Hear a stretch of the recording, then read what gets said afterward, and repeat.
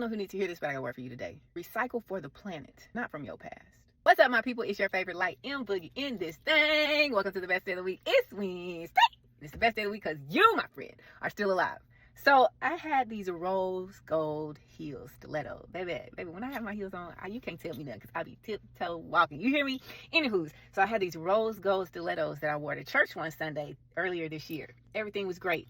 I get up and I'm walking towards the front of the church. And as I'm walking towards the front of the church, I don't know, ladies, you might have felt this before, but it just felt like the step was off. You know what I'm saying? Like you gliding and then what is that little, the closer I get towards the altar, I felt like God was saying, this is holy ground.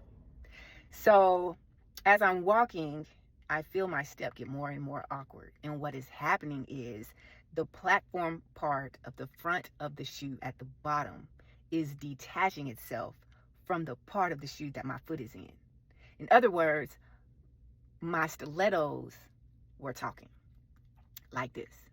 And God was like, where do you think you're going with these? I was like, well, they cute. So I was going to church and now I'm here. And God was like, I'm not going to let you bring these heathen heels into my church. So here's the problem.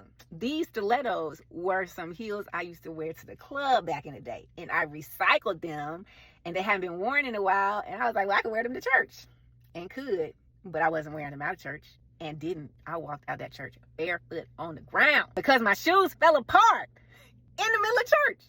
Because I was trying to recycle something from my past that didn't serve me in my present and definitely wasn't going to help me step into my future. What is it or who is it that you keep recycling from your past knowing good and god doggone well that they don't belong in your present and they definitely ain't fit for your future?